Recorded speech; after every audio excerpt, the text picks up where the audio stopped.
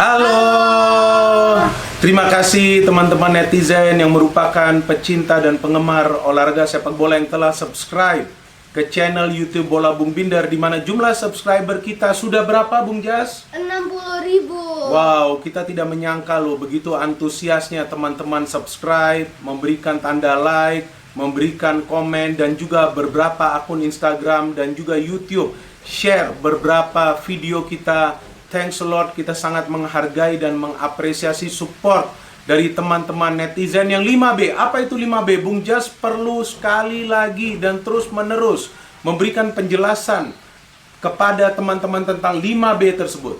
Budiman, bijak, baik, benar, dan bahagia. Tuh, kita juga mengapresiasi kepada teman-teman ya. Artinya kita menghargai setiap komen yang Anda berikan, setiap saran yang Anda berikan, di mana saran salah satunya yaitu juga menginsert cuplikan atau highlight pertandingan telah kita lakukan mulai dari video sebelumnya. Dan untuk episode kali ini kita bahas tentang apa nih, Bung Jas? Review pertandingan Barito versus Bali. Yes, kita perlu review tersebut karena banyak request dari teman-teman yang masuk ke akun Instagram kita meminta kita untuk review tentang pertandingan tersebut. Tetapi sebelum kita review, kita perlu juga menyaksikan highlight of the game atau cuplikan dari pertandingannya. Ini dia.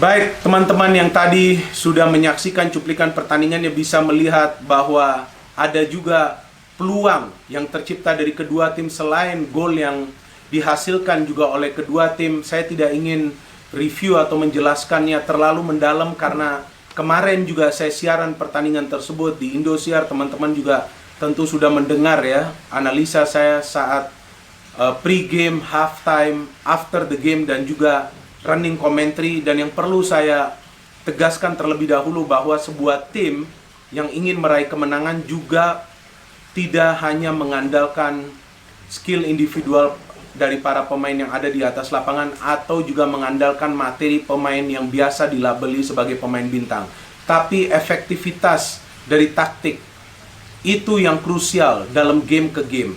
Berbicara soal efektivitas dari taktik, memang terlihat bagaimana Bali United di game ini bisa lebih efektif.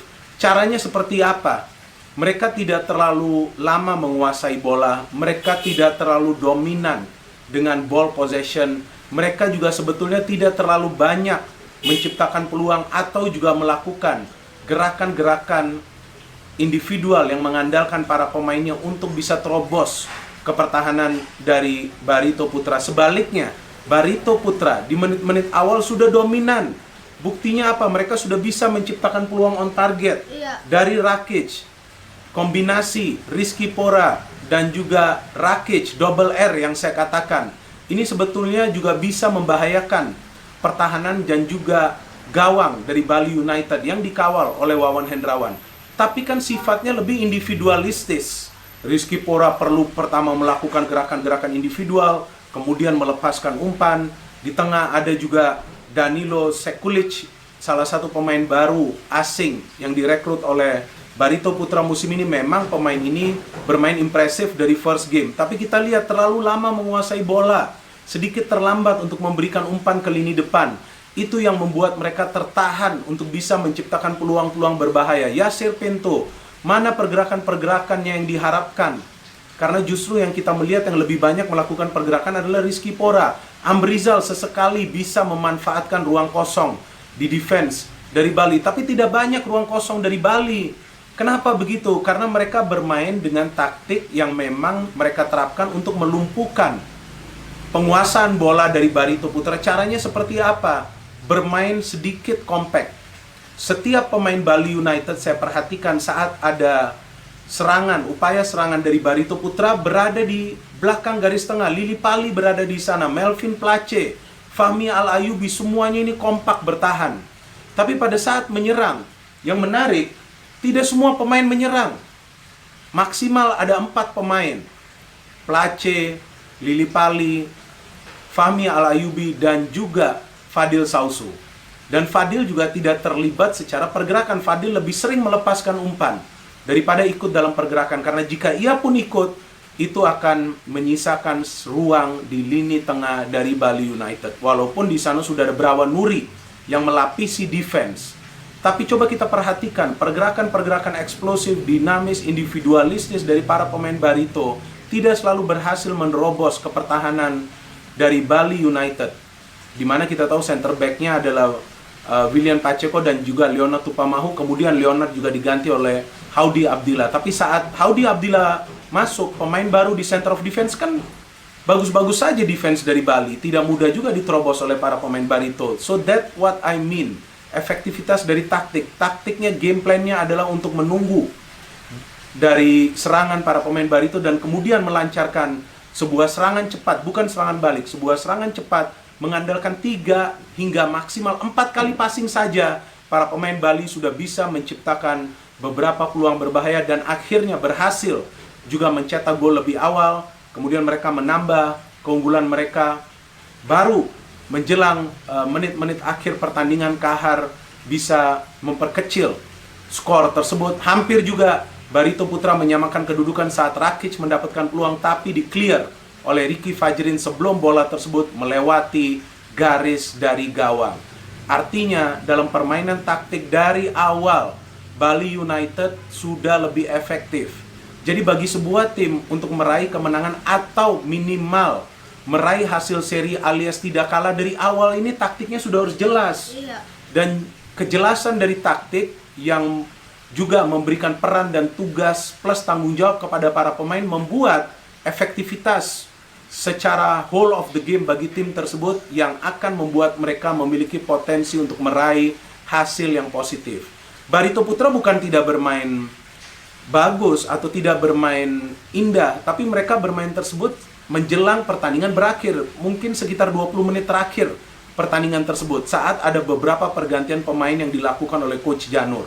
Di antaranya saat saya melihat ada Delvin Rumbino dan juga Ilhamuddin Armain masuk, maka 2 pemain tersebut bisa memberikan balance dalam urusan skema penyerangan dari Barito. Jadi tidak hanya Rizky Pora saja yang perlu melakukan gerakan-gerakan individual, artinya ia mendapatkan backup dari Delvin dan juga Ilhamuddin. Oleh karena itu, baru kita melihat Rizky Pora lebih efektif melakukan tusukan-tusukan, penetrasi, cutting inside ke dalam defense Bali, dan akhirnya ia bisa melepaskan sebuah umpan yang memang terkena kaki dari William Pacheco, kemudian mendarat ke paha dari Kahar Muzakar dan terjadilah gol untuk memperkecil ketertinggalan tersebut. Tapi sebelumnya, seperti yang saya katakan, Bali bisa mencetak gol melalui Lili Pali, umpan dari Fadil, final pass ini sangat penting, kemudian gol dari Lerby Eliandri yang mencetak gol perdananya bagi Bali United, juga umpan dari Fadil Sausu, lagi-lagi final pass yang akurat membuat